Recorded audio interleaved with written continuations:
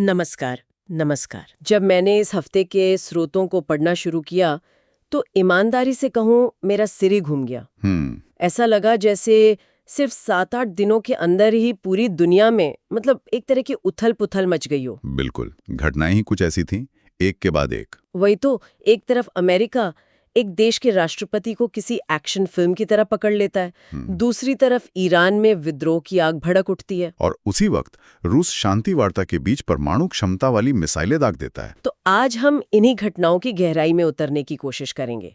और सवाल मेरे मन में ये आ रहा है कि क्या ये सब सिर्फ इत्तेफाक है, बस एक के बाद एक हुई बुरी घटनाएं, या फिर हम एक नई, ज्यादा अस्थिर दुनिया की शुरुआत देख रहे हैं जहां पुराने नियम तोड़े जा रहे हैं। चलिए इसी सवाल का जवाब ढूंढने की कोशिश करते हैं।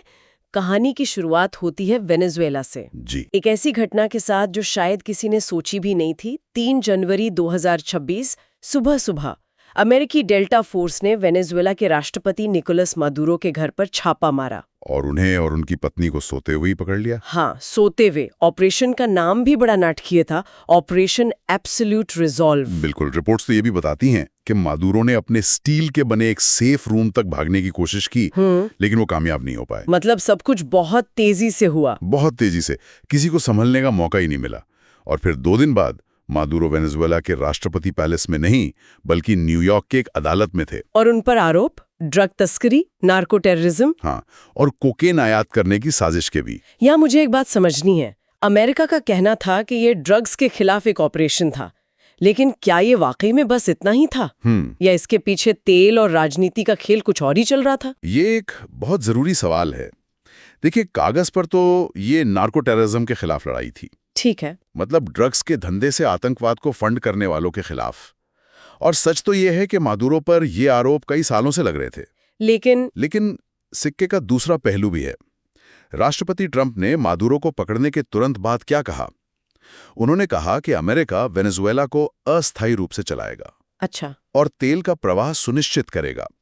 इसके अलावा अमेरिका ने वेनेजुएला के तेल टैंकरों को जब्त करना भी जारी रखा। तो ये साफ है कि ये सिर्फ ड्रग्स की कहानी नहीं थी। बिल्कुल नहीं, ये वेनेजुएला के विशाल तेल भंडारों पर नियंत्रण करने और उस पूरे क्षेत्र में अपनी ताकत दिखाने का एक बहुत बड़ा दांव था। लेकिन कई लोग ये भी कहेंगे कि मादुरो एक तानाशाह थे, उनके राज में वेनेजुएला की अर्थव्यवस्था पूरी तरह तबाह हो गई थी, मानवाधिकारों का कोई सम्मान नहीं था। तो क्या उन्हें हटाना किसी भी तरीके से गलत था? और यहीं पर अंतर्राष्ट्रीय राजनीति की जो जटिलता है वो सामने आती है। किसी शासक के बुरे होने का मतलब ये नहीं है कि किसी दूसरे देश को मतलब उसे जबरदस्ती हटाने का हक मिल जाता है।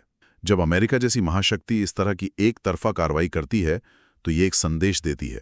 क्या संदेश? संदेश ये कि अंतर्राष्ट्रीय कानून और किसी देश की संप्रभुता की कोई खास अहमियत नहीं है। ये दूसरे देशों को भी ऐसा ही करने के लिए उकसा सकता है, एक तरह से जिसकी लाठी उसकी भैंस वाली दुनिया का दरवाजा खुल जाता है। तो जब अमेरिका अपने पड़ोस में ये सब कर रहा था, दुनिया के दूसरे हिस्सों में क्या हो रहा था? चलिए अब ईरान की तरफ देखते हैं। बिल्कुल, 28 दिसंबर के आसपास की बात है। ईरान में दशकों के सबसे बड़े विरोध प्रदर्शन शुरू हो गए। दशकों के? हाँ, लोग सड़कों पर थे, सरकारी इमारतों में आग लगा रहे थे। ये सिर्फ कुछ शहरों तक सीमित नहीं था, बल्कि पूरे देश में एक साथ फैल गया था। और सरकार की प्रतिक्रिया भी उतनी ही सख्त थी, है ना? बहुत सख्त। उन्होंने सबसे पहले इंटरनेट बंद कर दिया। ये आज के जमाने का सबसे ताकतवर हथियार है किसी भी आंदोलन को कुचलने का। सही बात है। जानकारी बाहर नहीं जा सकती और प्रदर्शनकारी आपस में संपर्क भी नहीं कर सकते। और फिर आई सीधी धमकी। सुप्रीम लीडर खामिनी ने कहा कि कठोर कार्रवाई होगी और हमेशा की तरह इसका ठीकरा अमेरिका और इजराइल जैसे विदेशी दुश्मनों पर फोड़ा गया। लेकिन जमीनी हकीकत तो कुछ और ही थी। जमीनी हकीकत ये थी कि रिपोर्ट्स के मुताबिक सुरक्षा बलों ने निहत्थे लोगों पर असली गोलियों का इस्तेमाल किया। असली गोलियां? जी हाँ, जिसमें दर्जनों लोग मारे गए और हजारों को गिरफ्तार कर लिया गया। और इस पर राष्ट्रपति ट्रंप की प्रतिक्रिया? उसने तो आग में घी डालने का काम किया। उन्होंने ट्वीट किया, अगर तुमने गोली चलाना शुरू किया तो हम भी शुरू कर देंगे। ये कूटनीति तो बिल्कुल नहीं है। नहीं, ये टकराव को और बढ़ाना है। जब दुनिया की सबसे बड़ी ताकत इस तरह की भाषा का इस्तेमाल करती है तो ये तनाव कम करने के बजाय और ज्यादा बढ़ाती है।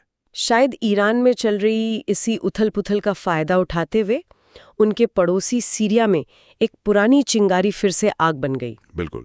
जब एक बड़ा क्षेत्रीय खिलाड़ी अपने घर में उलझा हो तो दूसरे वो मौके का फायदा उठाने की कोशिश करते ही हैं। मतलब आप कह रहे हैं कि सीरिया में अलेप्पो में जो लड़ाई फिर से शुरू हुई उसका ईरान की घटनाओं से कोई कनेक्शन हो सकता है? सीधा नहीं, लेकिन अप्रत्यक्ष रूप से जरूर।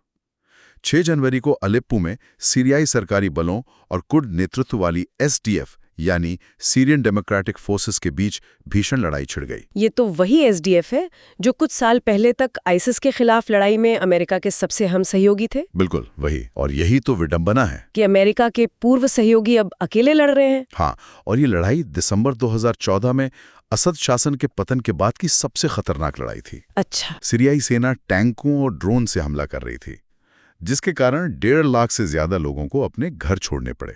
1.5 लाख? जी। उन्होंने सभी कुर्द सैन्य ठिकानों को वैध निशाना घोषित कर दिया था। यहां तक कि अल शाहिद, खालिद फज्र जैसे अस्पतालों पर भी सीधे हमले हुए। अस्पतालों पर भी? हाँ, जिससे वो काम करने लायक ही नहीं रहे। ये दिखाता है कि असद के जाने के बाद भी सीरिया में शांति अभी कितनी दूर है। और कुर्द बलों का क्या कहना था? उन्होंने भी साफ कर दिया कि वे आत्मसमर्पण नहीं करेंगे।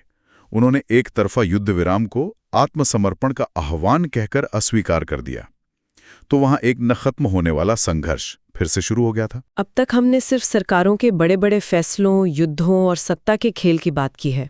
लेकिन ठीक इसी समय स्विट्जरलैंड में एक ऐसी घटना हुई जो हमें याद दिलाती है कि तबाही हमेशा किसी बड़ी योजना का नतीजा नहीं होती। सही बात है। कभी कभी यह एक पार्टी में जलाई गई एक छोटी सी फुलझड़ी से भी आ सकती है। होंगे? हाँ बिल्कुल। स्विट्जरलैंड के एक स्की रिजॉर्ट में क्रेंस मोंटाना में लोग जश्न मना रहे थे। ले कॉन्स्टलेशन नाम के एक बार में शैंपेन की बोतलों पर सजावटी फुलझड़ियां लगाई गई थीं। किसी ने इस पर ध्यान नहीं दिया कि वो छत पर लगे इंसुलेशन मटेरियल के बहुत करीब थी। और फिर एक फ्लैश ओवर हुआ। फ्लैश ओवर, उसका क्या मतलब है? इसका मतलब है कि आग एक पल में, मतलब पलक झपकते ही पूरे कमरे में फैल गई। हे भगवान! जश्न का माहौल एक पल में चीख पुकार में बदल गया। इस हादसे में 40 लोग मारे गए और 116 से ज्यादा घायल हुए। और सबसे दुखद बात यह है कि ज्यादातर पीड़ित नौजवान थे।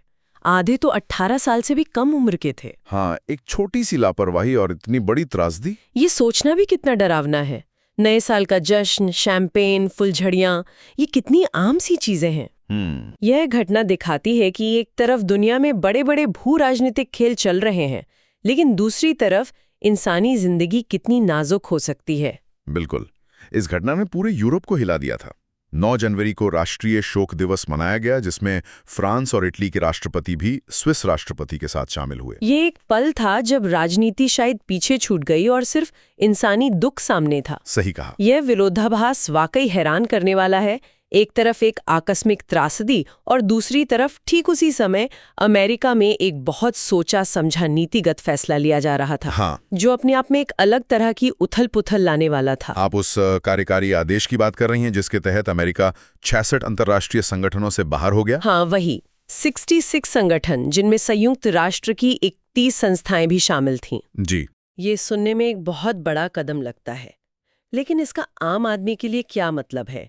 अगर अमेरिका मान लीजिए विश्व स्वास्थ्य संगठन से बाहर हो जाता है, तो असल में क्या बदलता है? इसका बहुत बहुत गहरा असर पड़ता है।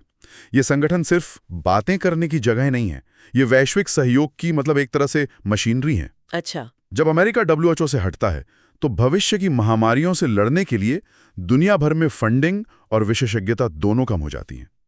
जब वो जलवायु परिवर्तन समझौतों से हटता है, तो पूरी दुनिया की कोशिशों को धक्का लगता है। और यूनिवर्सल पोस्टल यूनियन जैसी संस्था से हटने का मतलब है कि एक देश से दूसरे देश में चिट्ठियां और पैकेज भेजना भी मुश्किल और महंगा हो सकता है। तो ये अमेरिका की दशकों पुरानी विदेश नीति को पूरी तरह से पलट देने जैसा था। बिल्कुल। सबके साथ मिलकर की जगह सिर्फ हम वाली सोच। ये तो वाकई एक बड़ा विरोधाभास है। एक तरफ अमेरिका दुनिया से खुद को अलग कर रहा था और दूसरी तरफ यूक्रेन के सहयोगी देश पेरिस में इकट्ठा हो रहे थे। हाँ, ये तय करने के लिए कि यूक्रेन की मदद कैसे की जाए। जी। 7 जनवरी को पेरिस में एक शिखर सम्मेलन हुआ। इसमें यूक्रेन को लंबे समय तक हथियार देने और सुरक्षा की गारंटी देने के लिए एक ढांचा बनाने पर सहमति बनी। तो मतलब कुछ सकारात्मक भी हो रहा था। हाँ, राष्ट्रपति ज़ेलेंस्की ने भी कहा कि बातचीत में प्रगति हुई है। तो एक उम्मीद की किरण दिखी कि शायद दुनिया यूक्रेन के साथ खड़ी है। लेकिन यहाँ एक ऐसा मोड़ आता है जो दिमाग को झकझोर कर रख देता है। जिस वक्त पेरिस में राजनयिक शांति की बात कर रहे थे, ठीक उसी वक्त रूस ने कीव और यूक्रेन के दूसरे ठिकानों पर परमाणु सक्षम मिसाइलों से बड़े पैमाने पर हमले शुरू कर दिए। ये कैसे हो सकता है?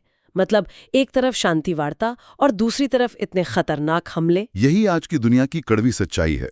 इसे एस्केलेशन फॉर डी एस्केलेशन भी कहते हैं, या फिर आप कह सकते हैं कि ये बातचीत की मेज पर अपनी पकड़ मजबूत करने की एक रणनीति है। मतलब तो रूस मिसाइलें दागकर ये दिखा रहा था कि अगर उसकी मांगें नहीं मानी गईं तो वो युद्ध को किसी भी स्तर तक ले जा सकता है। वो सैन्य दबाव का इस्तेमाल वो कूटनीतिक फायदे के लिए कर रहा था। तो ये शांति की कोशिशों और क्रूर सैन्य हकीकत का एक साथ चलना है, और ये इसका सबसे खतरनाक उदाहरण है। तो अगर हम इन सभी घटनाओं को एक साथ देखें, वेनेजुएला में सीधा अमेरिकी हस्तक्षेप, ईरान में जनता का विद्रोह, सीरिया में भड़कती लड़ाई, स्विट्जरलैंड में वो भयानक हादसा और यूक्रेन में शांति की कोशिशों के बीच मिसाइलों का बरसना, ये सब सिर्फ एक हफ्ते में हुआ। और जब हम इन सबको एक साथ रखते हैं तो इन्हें अलग अलग घटनाएं मानना मुश्किल हो जाता है। ऐसा लगता है कि हम एक चेन रिएक्शन देख रहे थे। वेनेजुएला में अमेरिकी कार्रवाई ने शायद एक संकेत दिया कि पुराने नियम अब लागू नहीं होते, और इससे दूसरे देशों को भी हौसला मिला। शायद इससे रूस जैसे देशों को यूक्रेन में और आक्रामक होने का हौसला मिला होगा, और ईरान और सीरिया जैसे क्षेत्रों में अस्थिरता और भी बढ़ गई। ये उस दुनिया की एक झलक थी जहां ताकत का खेल ज्यादा खुला हुआ है और अंतर्राष्ट्रीय समझौतों से कम बंधा हुआ है। तो हम अपने शुरुआती सवाल पर वापस आते हैं। क्या ये सिर्फ एक असाधारण रूप से उथल-पुथल भरा सप्ताह था, या ये वाकई एक नए, ज्यादा अप्रत्याशित दौर की शुरुआत थी? ये सवाल सोचने पर मजबूर करता है। और एक और बात जो मेरे मन में आ रही है, जब सरकारें इस तरह के बड़े कदम उठाती हैं और ईरान जैसी जगहों पर सच को दबाने के लिए इंटरनेट बंद कर देती हैं, तो हम जैसे आम नागरिकों के लिए ये समझना कितना मुश्किल हो जाता है कि आखिर सच क्या